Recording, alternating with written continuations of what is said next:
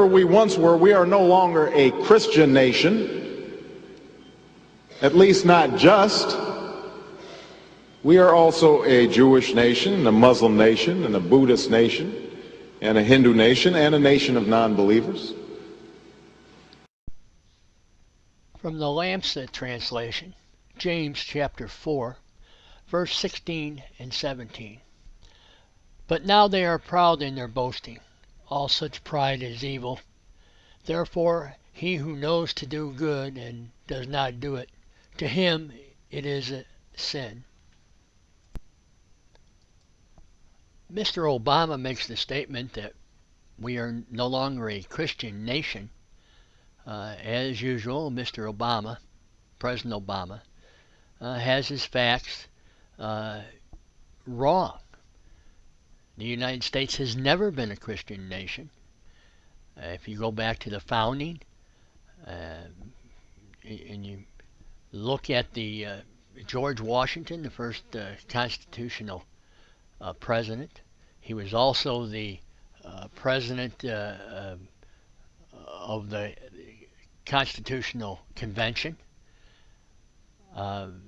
We had, and the First Amendment and the Bill of Rights didn't come in until during his presidency, because the 13 states already had Bill of Rights in their individual constitutions.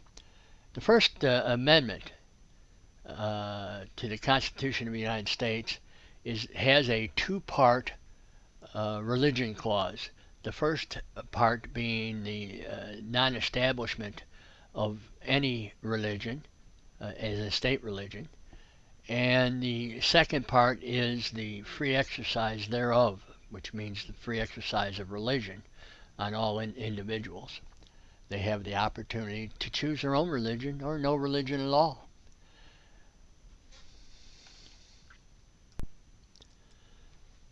And from the last paragraph of Federalist Papers 51, it reads as follows: It is of great importance in a republic not only to guard the society against the oppression of its rulers, but to guard one part of the society against the injustice of the other. Different interests necessarily exist in different classes of citizens. If a majority be united by a common interest, the rights of the minority will be insecure. There are but two methods of providing against this evil. The one by creating a will in the community independent of the majority, that is, of the society itself. The other by comprehending in the society so many separate descriptions of citizens as will render an unjust combination of a majority of the whole very improbable, if not impractical. The first method prevails in all governments possessing an heredity or self-appointed authority. This, at best, is but a precarious security, because a power independent of the society may as well espouse the unjust views of the major. As a rightful interest of minor party, and may possibly be turned against both parties. The second method will be exemplified in the Federal Republic of the United States, whilst all the authority in it will be derived from and dependent upon the society. The society itself will be broken into many parts, interests, and classes of citizens, that the rights of individuals or the minority will be held in little danger from interested combinations of the majority. In a free government, of security for civil rights must be the same as that for religious rights.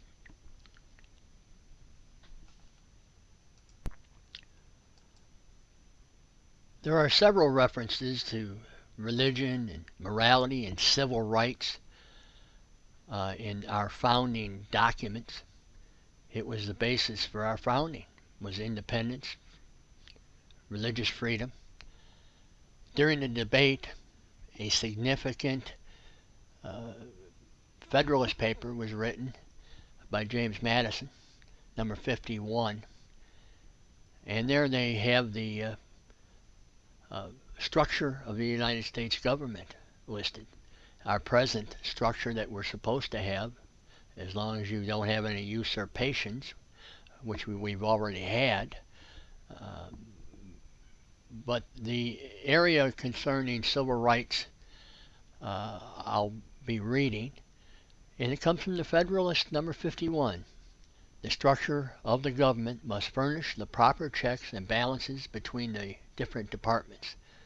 It was published in the Independent Journal in New York City, Wednesday, February 6, 1788. And as I stated before, it's believed to be written by James Madison as publicus.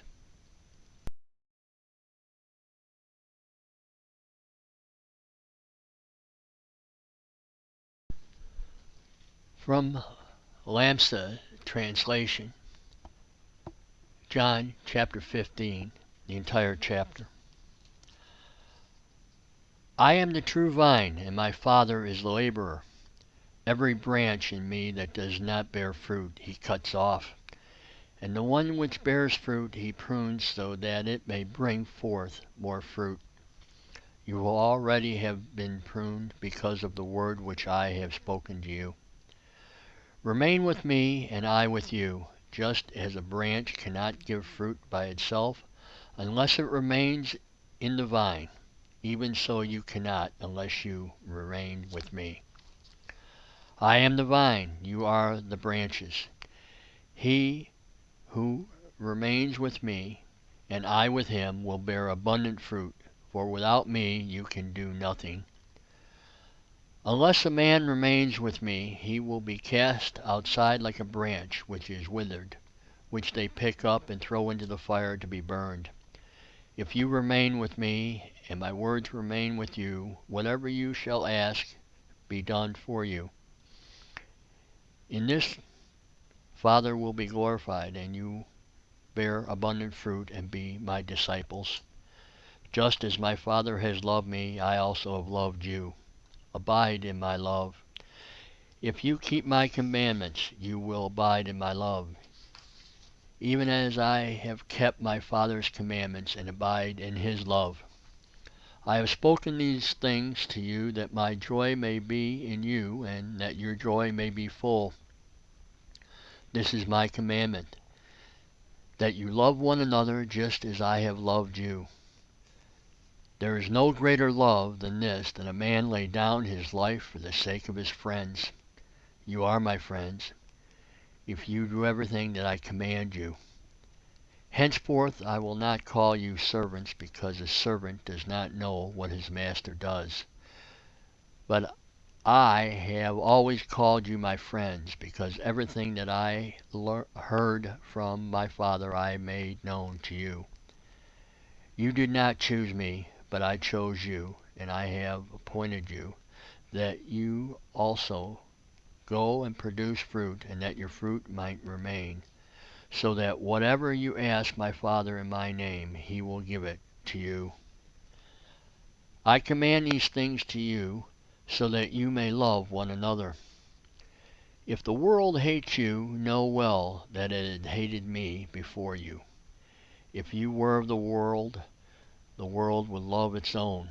But you are not of the world, for I have chosen you out of the world. This is why the world hates you.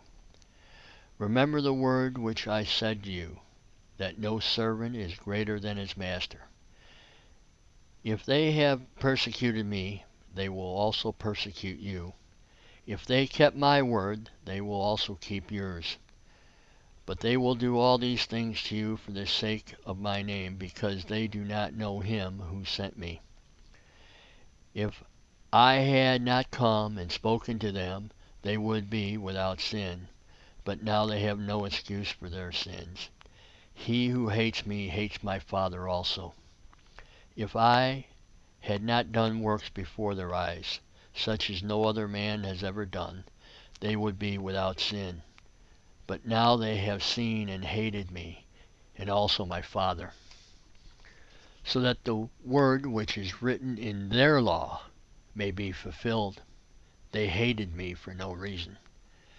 But when the Comforter comes, whom I will send to you from my Father. The Spirit of truth which proceeds from my Father, he will testify concerning me. And you also will testify, because you have been with me from the beginning. End of chapter 15.